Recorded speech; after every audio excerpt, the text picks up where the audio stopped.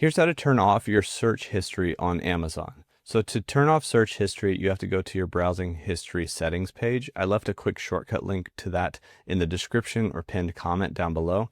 Search history is your searches. So like when you search for something in the search bar, you'll see a history of searches on here. This is your search history. You can force Amazon to turn off search history by turning off browsing history.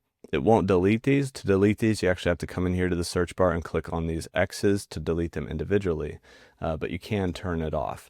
So yeah, if you haven't already clicked that link down below, we'll go to the account drop down and then to browsing history.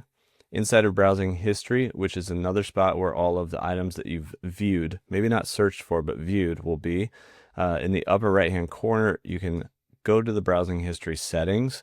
You can remove items here. They won't be removed from your search history. Like I said, you have to do those individually, but at more settings down here, you can turn off browsing history, which also turns off recent searches. And so you can turn off recent searches or turn off your search history by turning off your browsing history on Amazon. Then we can exit out of this, and basically anything we search for now, like, I don't know, I'll search for goggles or something like that.